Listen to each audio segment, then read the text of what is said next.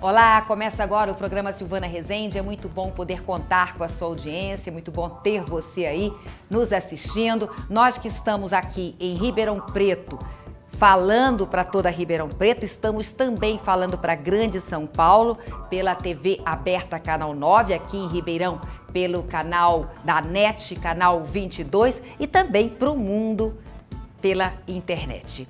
Olha, a gente adora falar de gente que faz, de empreendedor. Os empresários são aqueles que lutam ardorosamente, se arriscam muitas vezes, vendem o que tem e o que não tem para montar algum negócio, dão emprego e, infelizmente, ainda são muito criticados no Brasil. Nós aqui queremos trazer sempre empresários que estão fazendo a diferença.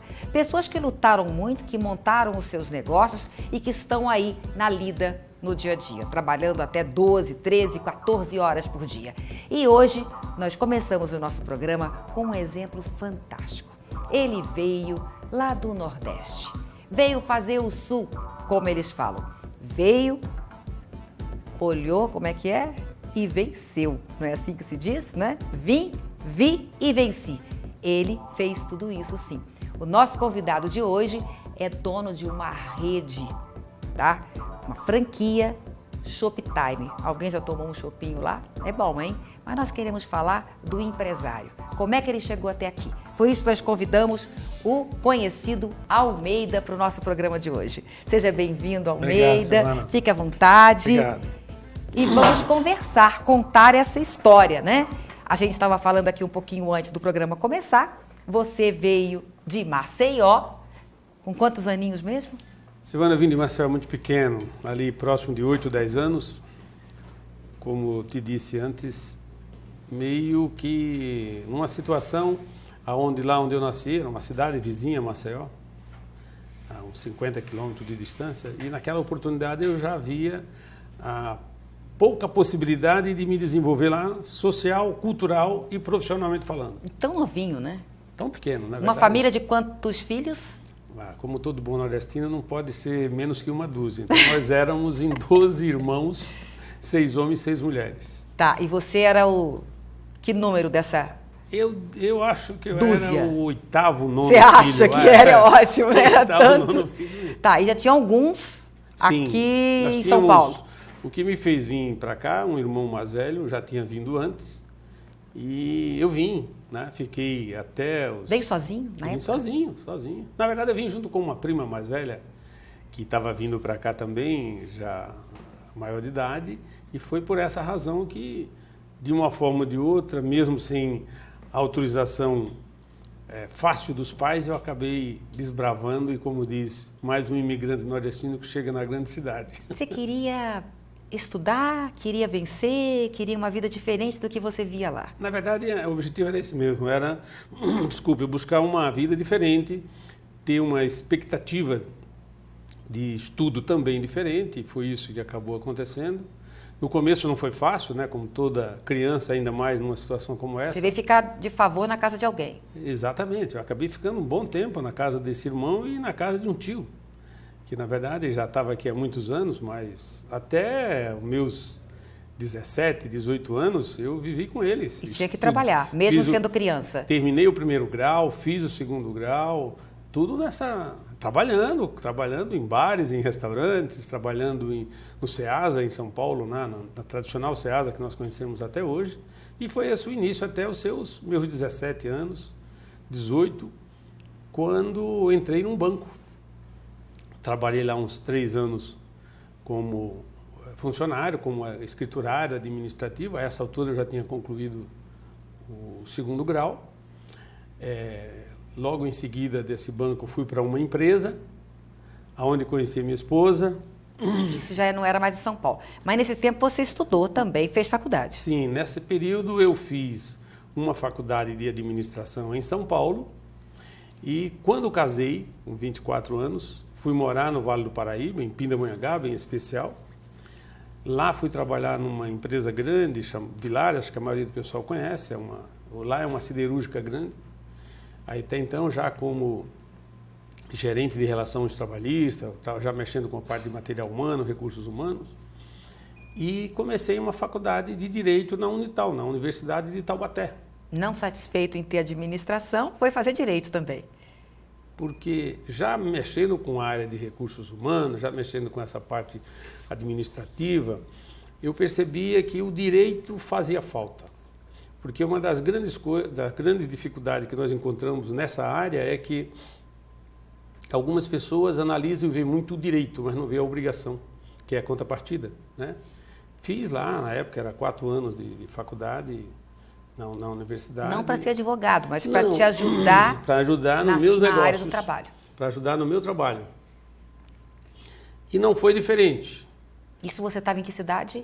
Pindamonhangaba. Pindamonhangaba. Depois de Pindamonhangaba... Pindamonhangaba, eu recebi um convite do grupo Zilo Lorenzetti, em Lençóis Paulista, que já fiz uma cidade vizinha a Bauru, que é um grupo de usinas, na época tinha óleos Zilos e tal, e vim para morar na verdade, em Lençóis Paulista e trabalhar na já usina. Casado, com filhos? Já casado, já com 2 filhos, né? já muito definido, inclusive profissionalmente falando. Fiquei nessa empresa durante uns 7 anos.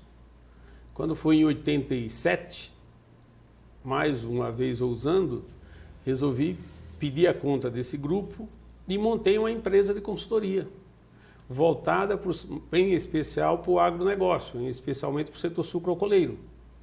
E foi aonde conheci Ribeirão Preto, porque comecei a dar consultorias aqui na nossa região de Ribeirão Preto, para umas 5, 6 usinas que são conhecidas, né?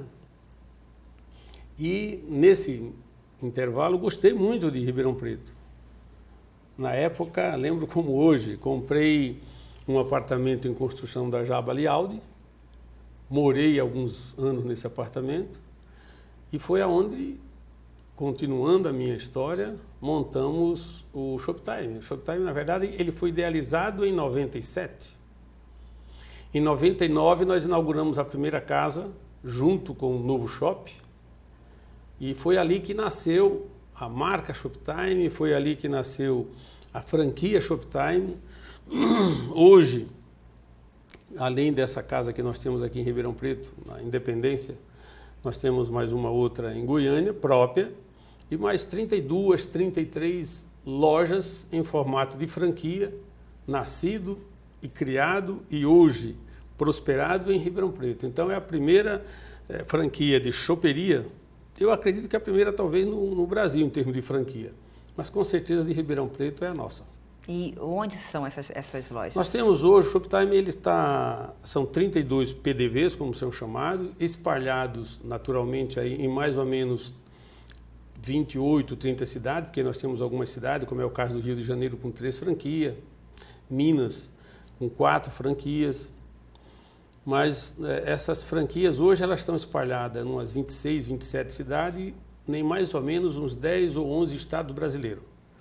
Recentemente nós inauguramos uma em Rio Verde, em Goiás, e inauguramos há uma questão de um mês atrás uma em Boa Vista, lá em Roraima. Em Roraima? Em Roraima. Mas agora como é que acontece isso? Você vai atrás, você vai abrindo frentes ou alguém vem à tua casa e aí percebe, gosta? Como é que funciona isso? Nós temos, hoje nós somos associados à ABF, Associação Brasileira de Franchise.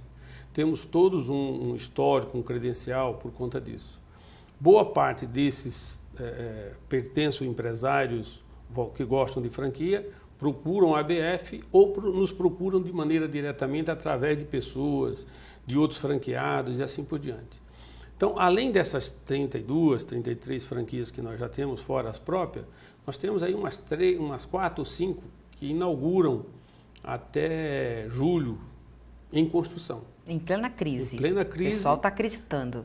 Na verdade é o seguinte, você na crise também tem que inventar ou se reinventar, né? E como a história nunca é fácil para ninguém, principalmente no Brasil, porque existem essas oscilações que todos nós conhecemos, para continuar vivo, empresarialmente falando, e correndo risco, você também tem que inventar e criar, tá? Um processo em constante evolução. Então, nós temos hoje, em Natal, uma loja em construção, no Rio Grande do Norte, na famosa praia de Ponta Negra. Tem em Maceió? Em Maceió ainda não. Mas tem que ter, mas né? tem que ter. Nós temos em João Pessoa, na Paraíba. Está por todo lado, então. Nós temos em Teresina, no Piauí, uma bela loja, inclusive, em São Luís do Maranhão. Nós temos, como eu falei, no Rio de Janeiro, nós temos em Minas, nós temos em São Paulo, né?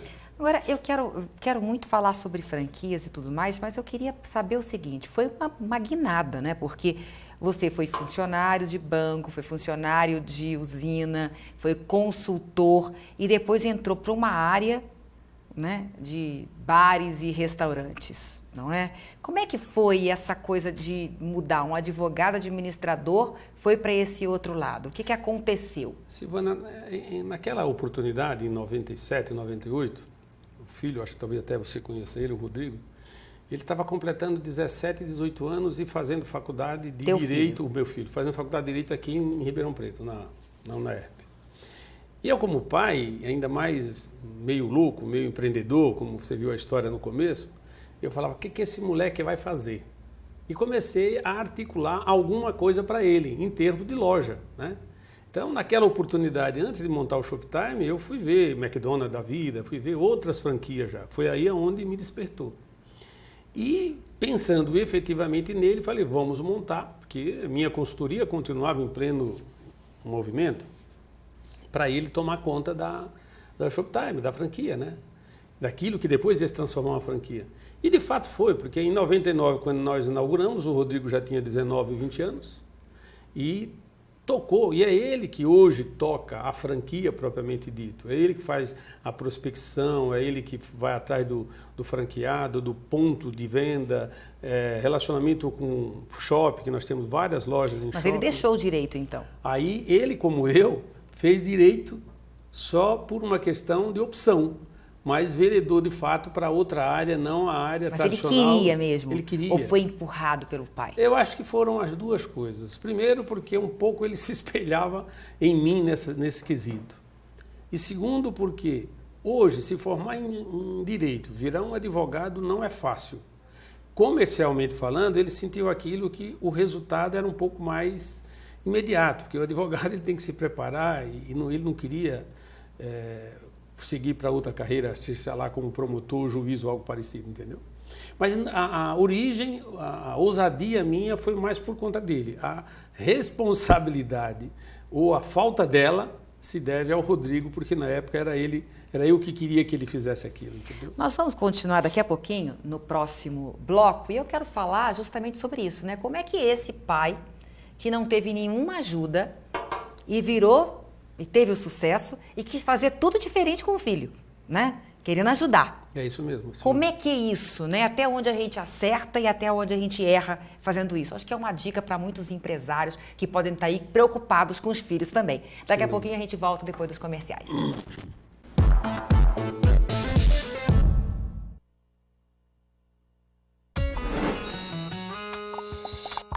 Muita história pra contar, muita coisa pra levar.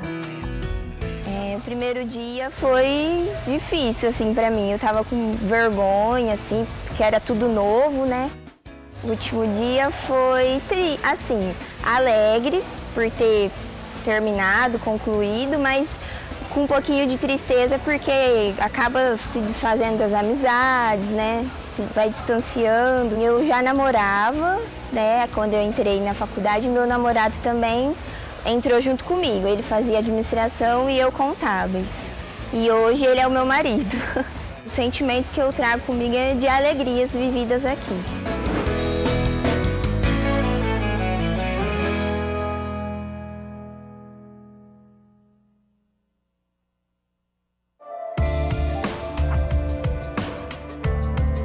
Como liderar, como motivar, como ter gente mais comprometida com o trabalho, como fazer com que os melhores colaboradores permaneçam na empresa. Estes são os grandes desafios das palestras de Silvana Rezende. Preparar todos os colaboradores para os novos tempos, porque se você, como líder, não der importância, você pode arruinar a empresa.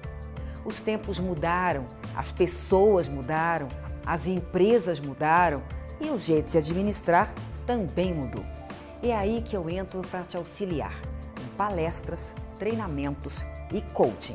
Silvana Rezende tem atendido muitas empresas para falar de liderança, motivação, empreendedorismo, geração Y, a mulher no mercado de trabalho e muito mais. Ela mistura teoria e prática, tudo de forma descontraída e baseada em muito estudo e a experiência como consultora em gestão de pessoas e desenvolvimento humano. Silvana Rezende prepara palestras e treinamentos de acordo com a necessidade da empresa. O importante é despertar uma autoanálise e fazer com que as pessoas parem de se justificar e colocar a culpa nos outros. Por isso, além de palestras e treinamentos, Silvana trabalha com coaching. Escolha a sua meta, que ela vai te auxiliar a alcançá-la. Mais informações pelo site www.silvanarezende.com.br.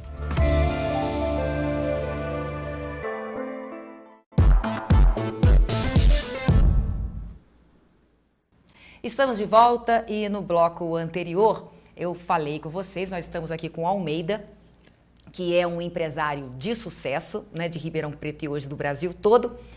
E o Almeida estava dizendo que teve muita dificuldade no início, saiu do Nordeste, veio com 8 anos, né, para fazer o sucesso, né, na região Sudeste, como o nordestino chama de Sul, né? Vamos para o Sul, né?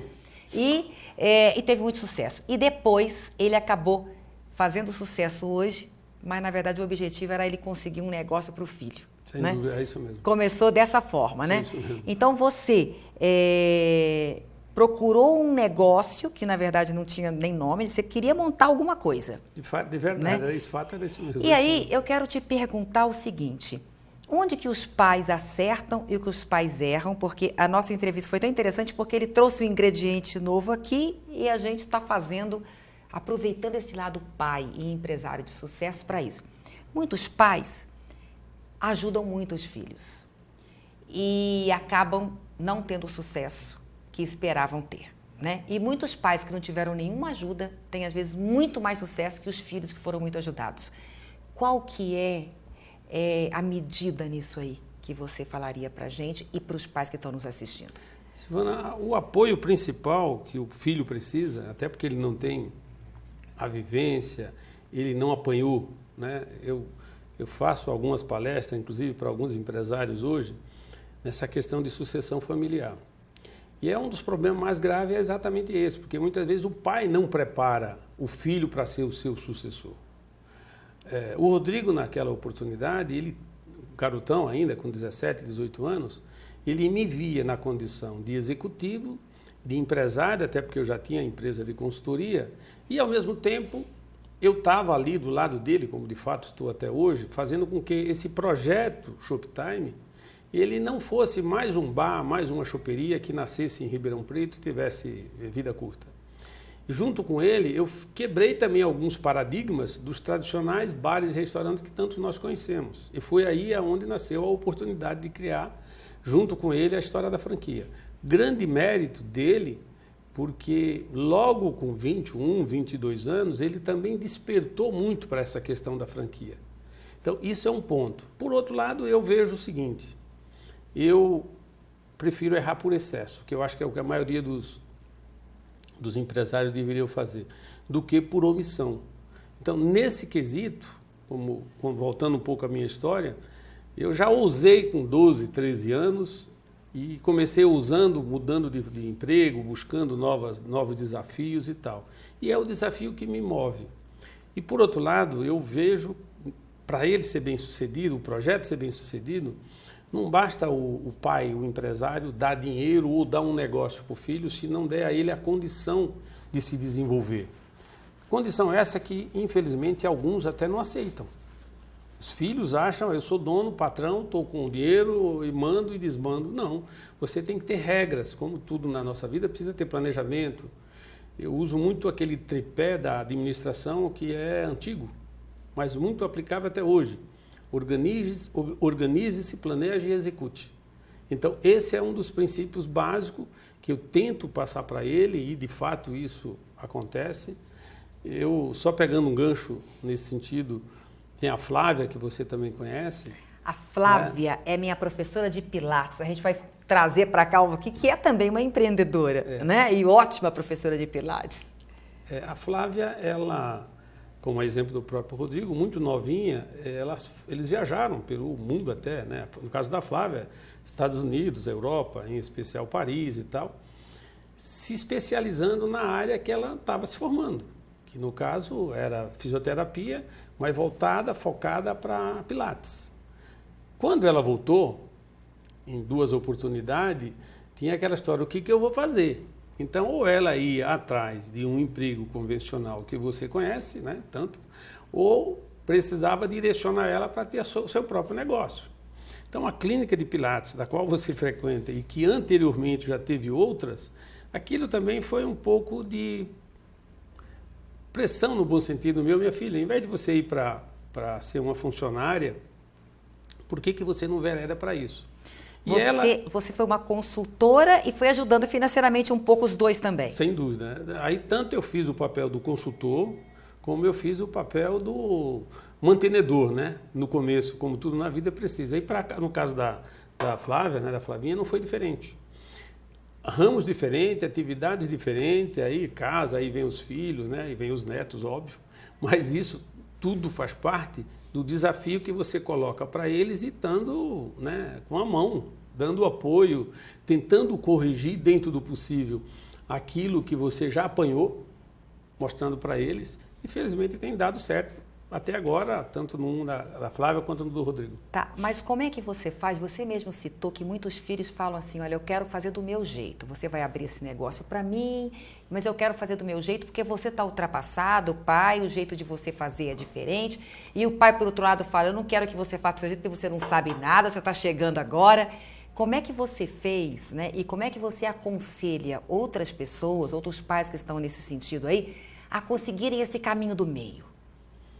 O conselho que eu dou, inclusive aos pais, em primeiro lugar, é verificar se é aquilo mesmo que o filho dele quer. Porque muitas vezes o filho quer um determinado caminho, mas ele não tá decidido.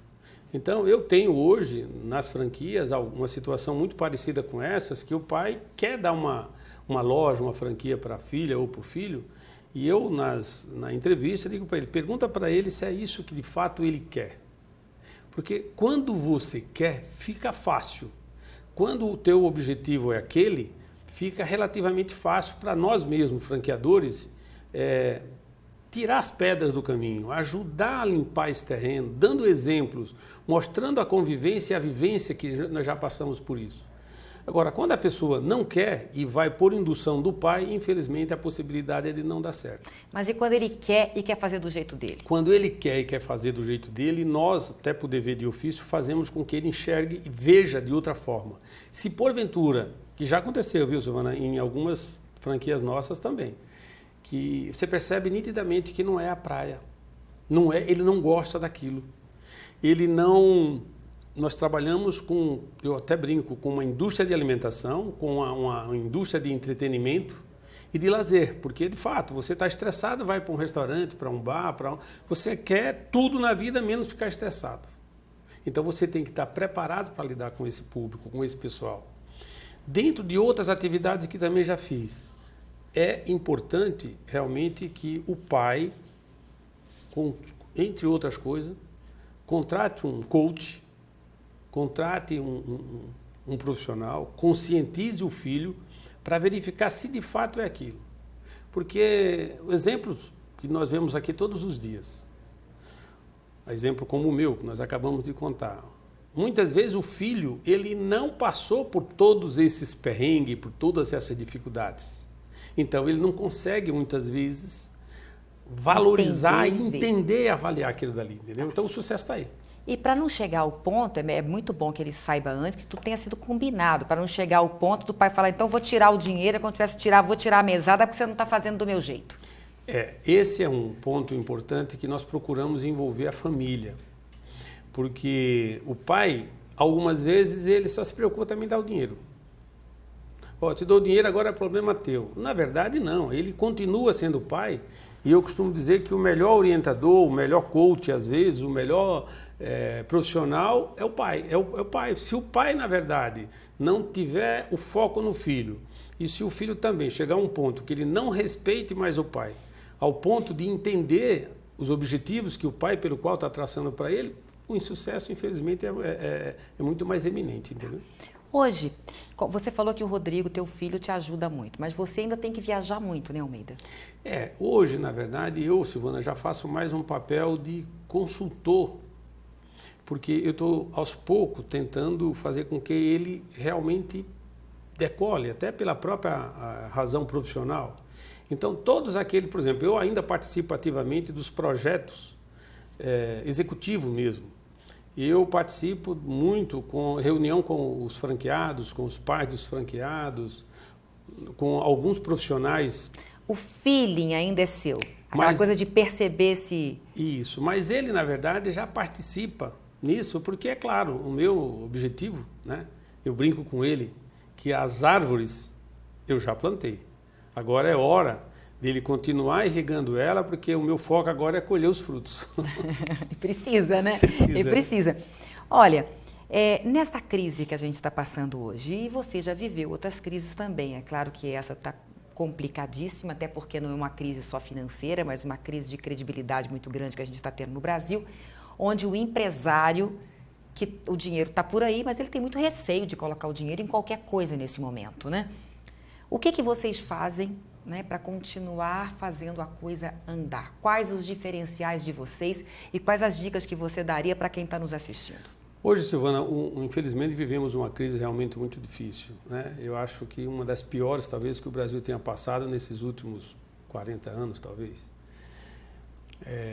Como em toda crise, você tem que se reinventar. Então, no nosso caso, nós temos que buscar as nossas parcerias dentro daqueles principais fornecedores, para que diminua preço também, para que nós possamos entrar com promoções, entrar com incentivo para que o cliente que vê o seu poder aquisitivo também diminuir, não perder muito esse foco. O Shoptime, de uma maneira geral, ele está criando, está se reinventando a cada dia. Diminuindo margem também, acaba tendo. Diminuindo margens, é verdade, mas dentro do possível, tentando manter o nível, manter os funcionários, porque a pior coisa do mundo, nessa primeira fase agora, é você perder uma mão de obra qualificada já. E isso nós temos que você investiu, né? Nós investimos. Tem um detalhe que nós estamos falando o seguinte, olha, a minha margem de lucro era 10, agora vamos trabalhar com 3, com 4, mas vamos tentar manter o nosso... E passando isso para os colaboradores, para os funcionários. Isso, na verdade, é uma extensão a todos os nossos franqueados, porque, vamos imaginar agora, recentemente, nós vamos ter o Dia das Mães, que sempre é uma festa para as mães e para nós também. Só que tem um detalhe importante, Dia das Mães do ano passado, nós vivíamos já aquela história, não, é porque a política agora tomou posse, é o segundo mandato e tal. Agora não, agora é real, ela está na mão. Então não adianta você ter uma receita com as mesmas margens, com as mesmas condições que você pensou o ano passado ou em 2014. Porque esse ano está mais difícil. Mas nós queremos sempre que a mãe, e Ribeirão Preto felizmente colabora muito com isso, que as mães, pelo menos naquele dia dela, deixe a sua cozinha e venha para o Shoptime. Nós merecemos, né? Muito, não é? Olha, estão dizendo que o meu tempo acabou, mas eu preciso que você resuma aí, porque eu pergunto para todos os empresários que vêm aqui. Que ponto que você tem em você, que característica pessoal tua, que você acredita que tenha sido a mais responsável por esse teu sucesso? Silvana, 3 coisas eu defino. Primeiro, foco. Você tem que ter o foco, você tem que saber o que você quer. Hoje, nós enfrentamos algumas situações difíceis com um moleque, não é mais moleque, com 18, 20 anos, fala, não, mas ele só tem 18, 20 anos. Como você percebeu, desde os 12, 14 anos eu já sabia o que eu queria, foco. Você tendo foco, você tem que ter determinação. Você tendo foco, você tendo determinação, você, sabendo de fato o que você quer, eu não tenho a menor dúvida de que você alcança os seus objetivos. Agora, algumas pessoas relutam, dizem, não, mas é que era mais fácil naquela época ou hoje. A minha história conta um pouco disso. Então, se você tem foco, se você sabe o que você quer... E tem vontade. E tem vontade, o caminho... Ninguém segura, né? Não, ninguém segura. Para encerrar, o que você percebeu que precisava melhorar? Qual característica sua nesse sentido? Eu sempre fui muito ousado. E eu tive que, durante esse período inteiro, tentar ouvir mais. Eu errei muito, né? Mas é claro que, com o tempo, na área de recursos humanos, alguns cursos de especialização nessa área que eu fiz, os psicólogos, os meus professores, eu tive excepcionais mestres que me ensinaram, que era o momento de reflexão. Reflita, pense. Que bom. E eu tenho um slogan que diz para mim o seguinte, eu penso de 0 a 10, se a minha chance, se eu achar que ela é 7, eu vou. Se for menos do que 7, eu vou pensar um pouquinho. Então, essa é a história que eu faço. Que legal, que legal. Olha, foi muito bom conversar com você, tá? Eu tenho certeza que você aí também aprendeu, não é isso? Parabéns a você, sucesso cada vez mais, tá bom? Porque eu gosto muito da tua casa também, que bom, tá? E um abraço grande, nós vamos agora para um rápido intervalo, daqui a pouquinho a gente volta.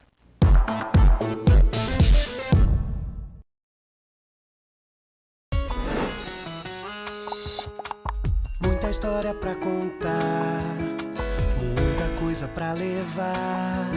Eu tenho a sensação de dever cumprido e o sentimento que eu tenho é de gratidão a todos os meus professores, que tiveram muita paciência comigo, isso eu posso garantir. Quando eu penso no Moura Lacerda, eu penso nos amigos que eu fiz, no conhecimento que eu adquiri, na pracinha, que era o máximo sentar no banquinho da praça na hora do intervalo para tomar cappuccino. Fez todo o diferencial, a cultura que eu adquiri aqui, a convivência, enfim... Eu devo muito à instituição e a todos os conteúdos que eu tive a oportunidade de estudar e conhecer aqui. Então, eu acho que a palavra que traduz tudo isso é satisfação.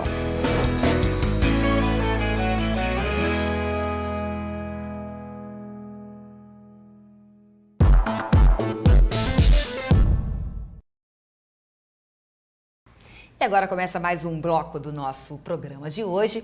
Nossa entrevistada é a Thaís Pontes, que é coordenadora do Supera Educa, que é o Parque Tecnológico, né, em Ribeirão Preto, ligado à USP, ligado ao governo do estado, ligado à prefeitura, que vocês lá no Supera, vocês têm incubadoras de empresas, né? Isso, pessoas que têm ideias, vão para o Supera para colocar a sua ideia em prática, né, e fazer o negócio acontecer, né? Então agora, pelo que eu estou sabendo, vocês estão fazendo uma coisa muito interessante, que é trabalhando com jovenzinhos também, para fazer com que essas pessoas, esses meninos, fiquem empreendedores. Exatamente. Como é que funciona?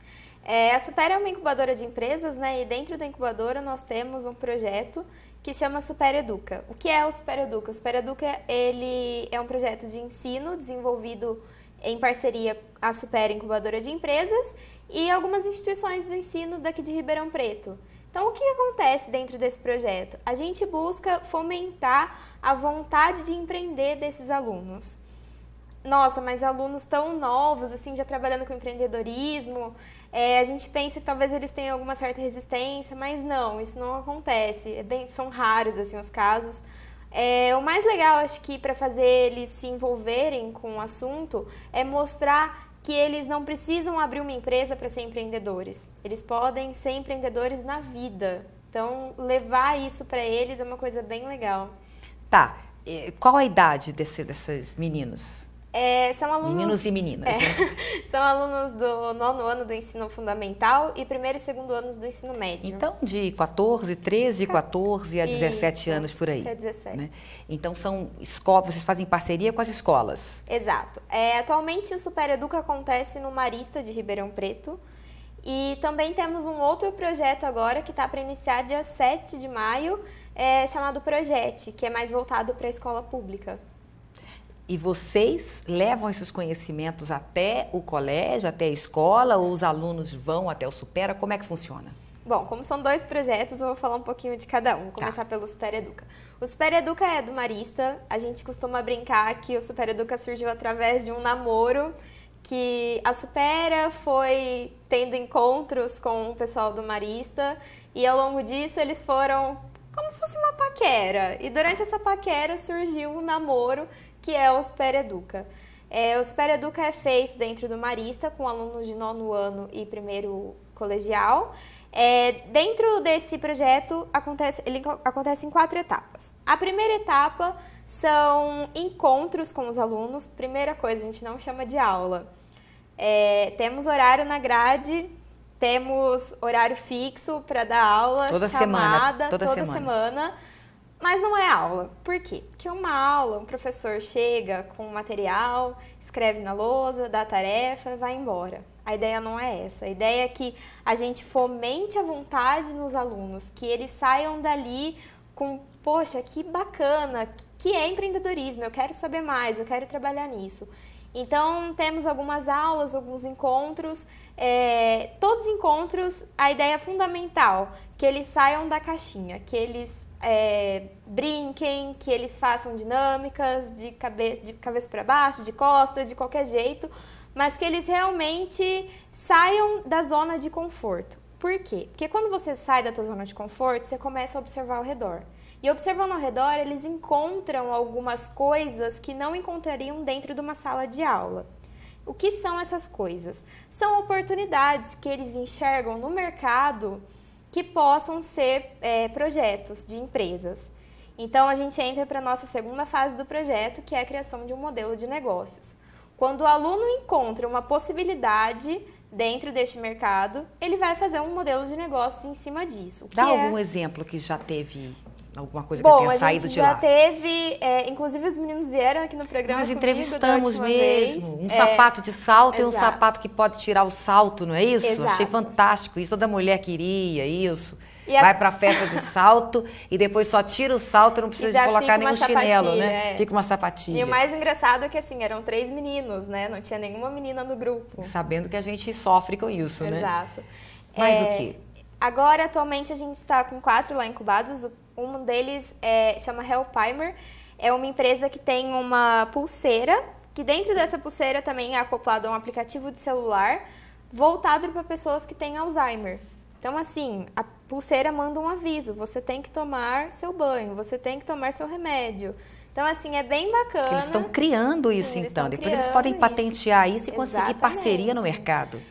Acabamos de ter... a empresa acabou o ciclo agora de incubação também, mas uma outra empresa que fazia uma bengala sensorial. O que é isso? Para a pessoa cega, ela não precisa ficar andando assim na rua. Ela anda com a bengala reta e daí ela tinha um sensor aqui em cima e um embaixo, e quando tinha qualquer obstáculo na frente, o sensor vibrava. Então a pessoa não corria o risco de machucar ninguém e era uma bengala assim 100% testada mesmo, que ela não se machucava também. São ideias que saíram, então, desses jovenzinhos. Desses jovens, exatamente. Tá. Então, vocês, na verdade, vocês conseguem fazer com que eles pensem fora da caixinha, como você colocou, e criem. Esse é um dos projetos. Isso. Aí, assim, a terceira etapa do projeto, nós pegamos todas as ideias que tiveram nas 4 turmas, nono A, nono B, primeiro A, primeiro B, e daí a gente escolhe os 10 melhores. Os 10 melhores não é que sejam ideias melhor que a outra, não é isso, mas talvez algumas coisas tenham uma maior aderência ao mercado, uma maior chance de lucro, a ideia está mais palpável.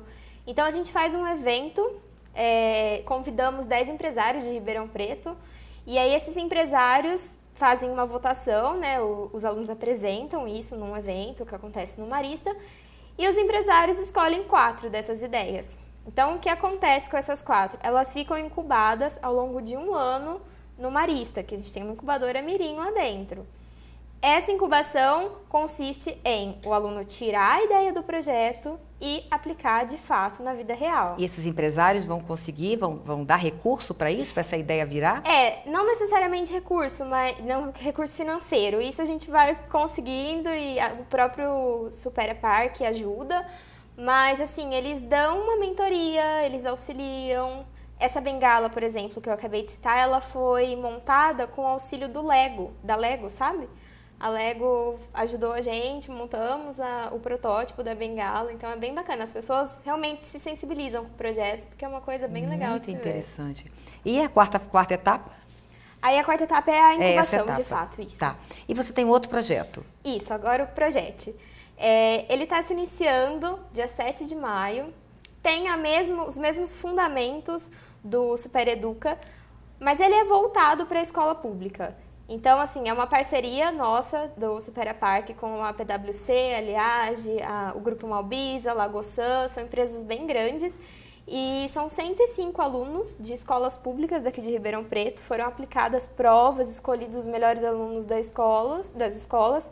E daí esses alunos são convidados todos os sábados a irem até o COC de Ribeirão Preto, 80 alunos, e os outros 25 que moram ali perto do Supera Park, lá no Supera Park mesmo. E dentro desse projeto a gente também ensina alguns conceitos de empreendedorismo, algumas habilidades que eles podem aprender, porque o foco deles é que eles saiam dali já voltados para o mercado de trabalho. Então, dentro desse projeto são oferecidas algumas vagas de emprego de menor aprendiz dessas empresas parceiras. Elas escolhem alunos que estão lá dentro do projeto, para que eles realmente se desenvolvam e saiam dali para o mercado. Olha, se alguma escola tiver interesse em participar, como é que faz? Tanto escola particular quanto escola pública, porque é um sonho levar isso para as escolas, né? Eu sei que o Sebrae tem um trabalho muito interessante Sim. também nessa área, né? Infelizmente, muitas escolas não se adequam, né? E não trazem esse projeto para dentro delas, né? Mas como é que faz, no caso, para terem esse trabalho da Supera dentro das escolas? É só entrar em contato pelo nosso site, superapark.com.br, e lá dentro tem algumas informações sobre o Super Educa, como funciona, e demonstrar interesse, a gente vai entrar em contato, a gente vai fazer de tudo para que essa parceria dê certo, porque o que a gente quer mesmo é que as escolas entrem em contato, levem esse projeto para cada uma delas, porque é muito legal ver isso, fomentando então, você é diretora de escola, você é pai de aluno, mãe de aluno, você que quer levar para a tua escola, e eu já vou fazer isso, incentivando a escola da minha filha também, é entrar em contato com www.superapark.com.br. Lá tem um contato. Isso. Legal. Olha, Thaís, parabéns pelo trabalho de vocês. Obrigada. Tá bom? Vocês estão fazendo uma revolução, né? Fantástico isso que vocês estão fazendo. O Super Educa já ganhou prêmios já do Osiris Silva, inclusive, que é um prêmio sobre empreendedorismo. E é bem reconhecido. Esses tempinhos atrás veio o pessoal da Prefeitura de Uberlândia, aqui em Ribeirão Preto, conhecer o projeto, porque realmente está se expandindo e a gente foi pioneiro nisso, né? De colocar o empreendedorismo dentro de uma escola. E olha, o nosso programa, o programa Silvana Rezende, está às ordens para vocês, Obrigada. Tá bom? Qualquer comunicado, qualquer matéria nova, qualquer notícia, entre em contato conosco, que é um prazer para a gente mostrar esse trabalho de vocês Pode aqui. deixar, tá? a gente entra em contato, sim. Tá bom, um grande abraço para você. Obrigada. Daqui a pouquinho a gente volta com mais programa Silvana Rezende.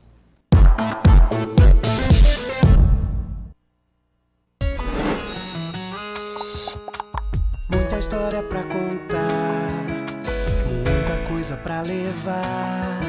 Eu tenho a sensação de dever cumprido e o sentimento que eu tenho é de gratidão a todos os meus professores que tiveram muita paciência comigo, isso eu posso garantir. Quando eu penso no Moura Lacerda, eu penso nos amigos que eu fiz, no conhecimento que eu adquiri, na pracinha, que era o máximo sentar no banquinho da praça na hora do intervalo para tomar cappuccino. Fez todo o diferencial. A cultura que eu adquiri aqui, a convivência, enfim. Eu devo muito à instituição e a todos os conteúdos que eu tive a oportunidade de estudar e conhecer aqui. Então, eu acho que a palavra que traduz tudo isso é satisfação.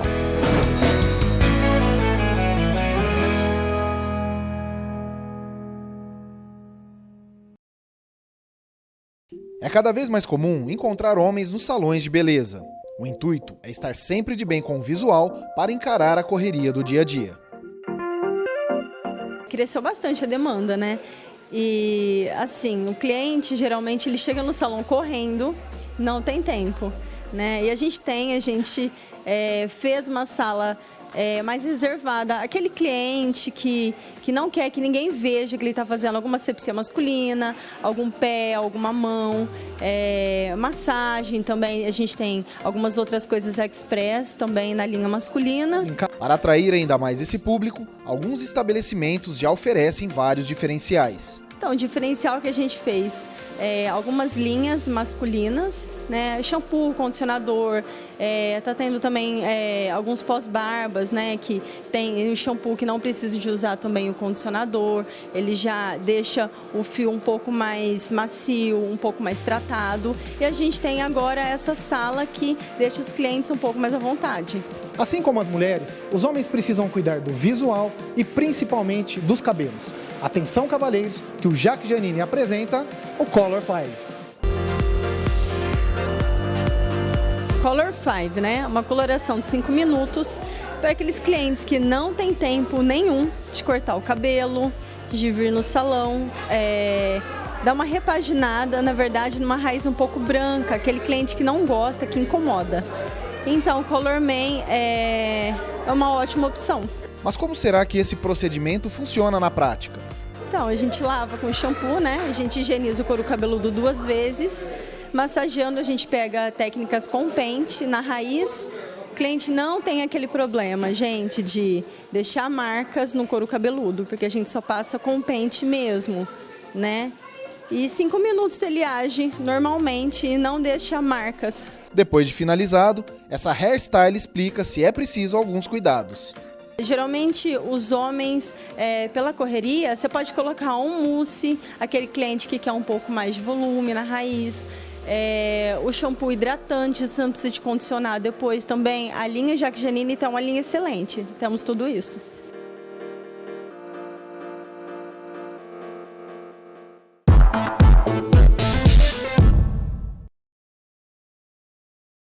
Voltamos ao programa Silvana Rezende e agora eu quero falar para você, principalmente você que está com dívida, né? A crise está aí, as empresas estão tentando não sucumbirem, mas acontece que tem muita gente ficando desempregada, infelizmente, e a gente tem que dar um jeito nas nossas dívidas, né? E por isso nós convidamos aqui o economista José Rita Moreira, que é consultor e pode aqui dar algumas dicas e ajudar quem está nessa situação ou quem conhece alguém nessa situação também para contribuir. Tudo bem? Tudo bem, Silvana. Prazer estar aqui. Parabéns pelo programa, pela iniciativa aí também. Tá, obrigada. Olha, inadimplência aumentou muito. Isso significa que tem muita gente endividado, né? Você tem aí números percentuais? Silvana, nos últimos tempos, o acesso ao crédito foi muito fácil. Então, as pessoas tinham acesso fácil para comprar no crediário. O cartão de crédito é uma facilidade extrema que as pessoas se deixam levar pela emoção na hora de comprar. O fato de ter o saldo disponível ali no cheque especial, que eu vou só dar uma entradinha ali no cheque especial e tal, e acabo envolvendo. Então, vários fatores levam as pessoas a ficarem inadimplentes. Enquanto a economia estava numa situação mais adequada, vamos chamar assim, era possível até fazer um giro e eu ia resolvendo, empurrava um pouquinho os problemas e resolvia na frente. O que aconteceu? Nesse momento, então, o iceberg baixou a água e todos os problemas apareceram. Então, se pegou a pessoa endividada por algum motivo e aí surge a falta de emprego, menos oportunidades que estão existindo, às vezes uma pessoa da família perdeu emprego e ainda assim eu não me atentei a isso, vou continuar comprando, depois eu vejo como eu faço, isso é típico de brasileiro. Enfim, estamos numa situação aí de mais de 30% em Ribeirão Preto de inadimplentes de várias modalidades e muitas vezes as pessoas ficam chorando sobre o problema e não vão em busca da solução. Essa que é a questão, se sentem vitimizadas de alguma forma e eu sou a última das pessoas, eu não tenho solução, o jeito é chorar. Não, não é chorar. Tem solução. Tem solução? Tem solução. Então, o que as pessoas podem fazer? Perfeitamente.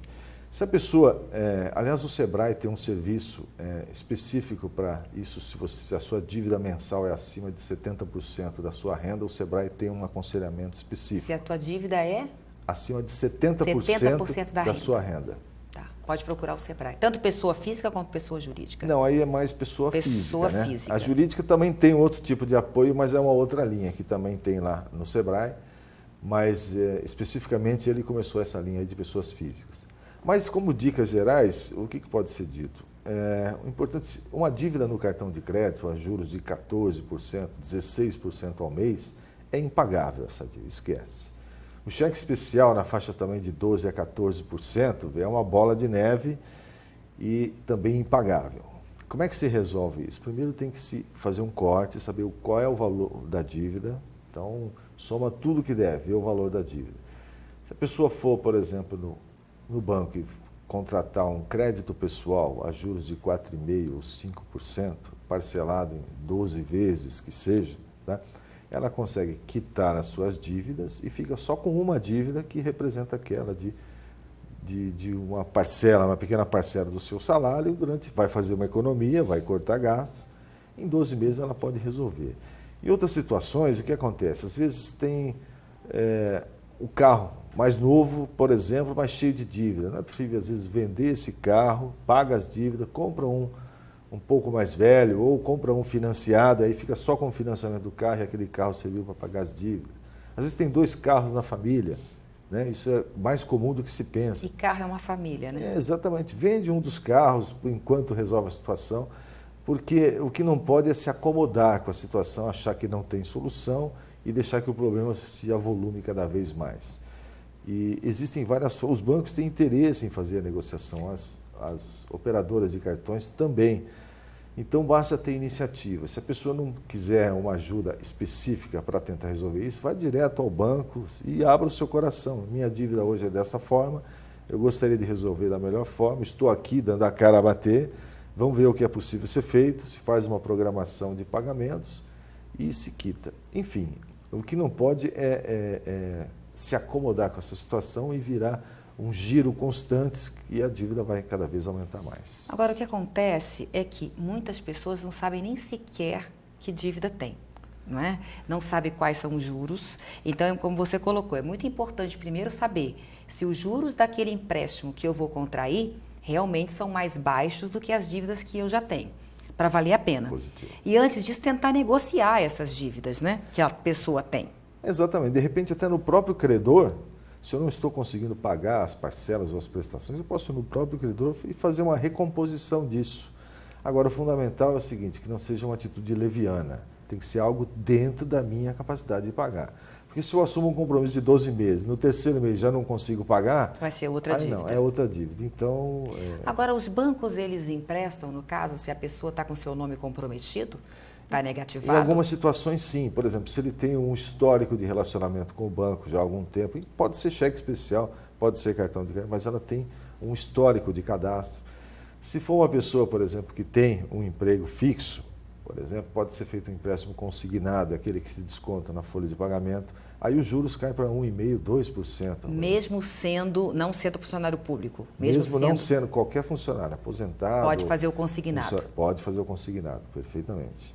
É possível ser feito. É claro que existem regras para que isso aconteça, tem que ter um certo tempo de carteira assinada, a carteira assinada tem que ter uma renda suficiente para que a parcela do financiamento não ultrapasse 1/3 da renda líquida da pessoa. Tá? Então, se a pessoa tem, por exemplo, R$900 de renda líquida, a prestação que ela vai pagar não pode ser maior que R$300. Até porque se for maior que isso, aí sim vai acontecer aquele problema que não consegue pagar. Ela não vai conseguir pagar. Agora, tem muitas pessoas, Moreira, que são os maus pagadores, né? Que, na verdade, fazem as dívidas e falam assim, eu vou esperar isso aí caducar, né? O tempo passar, porque depois essas dívidas acabam. E aí? Você sabe que, normalmente, as pessoas que têm recursos para pagar um bom advogado, tá? Preferem não pagar e deixa correr que lá na frente eu vou brigar. Isso acontece. Porque as pessoas das classes C e D, a dignidade que elas têm é o nome. Então, são os melhores pagadores, para você ter uma ideia. As pessoas com o melhor conceito de crédito são as pessoas mais simples, porque é aquelas que preservam esse tipo de coisa. É claro que todas têm a exceção, toda regra tem exceção. Mas alguns números recentes que eu vi, e já há algum tempo isso acontece dessa forma, as pessoas mais simples são as melhores pagadoras. Agora, existem aqueles, sim, que vão esperar caducar a dívida, vão empurrando, vão ficar com o nome sujo, tudo bem, não vão poder comprar em lugar nenhum, tudo bem, não vão poder ter certidões negativas, de repente, para um novo emprego. Isso vai acontecer, se ela tiver ciente dos riscos que envolvem esse tipo de atitude, fazer o quê? Né? Que ela vai ter, na verdade, ela vai perder por outro lado, né? Agora, a questão do nome, né? Isso é uma coisa histórica e cultural também, né? Da gente prezar, a gente aprende isso com os pais da gente, né? Nome é uma coisa que você tem que guardar, que você tem que preservar, né? Tem pessoas, infelizmente, que têm menos preocupação com isso. E hoje tem muita gente tendo o nome negativado, mas pessoas muito corretas, né? Que porque perderam emprego ou por algum outro motivo, acabaram tendo esse problema, né? Então, justamente esse tipo de pessoa que tem que ter a iniciativa de ir ao banco, e é possível reverter essa situação desde que haja um planejamento. O que não pode é, o mês que vem eu vejo o que eu faço, depois eu vejo o que eu faço, ou ficar naquela situação, como ele diz, de vitimizado, e sou a última das pessoas, no meu caso não tem solução. Tem solução, precisa ter. Até porque do lado de lá tem uma loja, tem um banco, tem alguém que vendeu e que está precisando, porque também tem que pagar as suas contas, né? Exatamente. Então até aceitam um valor bem menor do que aquele. Exatamente. Tem que aproveitar então, essa oportunidade. Pegar, se faltam, sei lá, 5 parcelas não pagas, ou seja lá o que for, reprogramar isso em 12, aí fica uma parcelinha menor, aí é possível a pessoa pagar. Agora, se me permite, Silvana, um dos grandes problemas que as pessoas mais simples têm é emprestar o nome para outra pessoa, para que essa outra pessoa faça as coisas. Isso é um crime. Tem gente que empresta folha de cheque, tem gente que empresta o cartão de crédito. Exatamente. Isso não se faz. Exatamente. Você não está sendo bom para ninguém fazendo esse tipo de coisa. Nem para o irmão né? se faz isso. Não, se faz. Cada um tem que ter o seu e o seu espaço, né? Porque aí muitas pessoas acabam depois se prejudicando por conta disso. Exatamente. Isso é um alerta interessante para os telespectadores, para que não caiam nessa armadilha, porque por mais bem intencionada que a pessoa seja, até na hora de contrair o financiamento, mas se amanhã, por algum motivo, não conseguir pagar, ela vai estar menos preocupada, porque não é o nome dela que está em jogo. Exatamente. Cada um tem que fazer aquilo que pode. Exatamente. Não é? Se eu já estou recorrendo a alguém para fazer isso para mim, é porque eu não posso, né? Então aí eu já estou saindo da minha área, do que eu poderia fazer ou não, né? Perfeito. Acho que já é um princípio para que o outro também pense, né? Fique podendo primeiro para depois comprar isso, não é? Eu acho que aí é o primeiro passo para não se endividar. Perfeito. Né? José Rita Moreira, muito obrigada aqui pelas dicas. Prazer, tá bom? Qualquer hora a gente volta aqui para falar mais sobre a sua consultoria também. Seja sempre bem-vindo. Tá? Muito obrigado, parabéns pelo programa. Obrigada. Nós vamos ficando por aqui. Um grande abraço para você e até semana que vem, com certeza.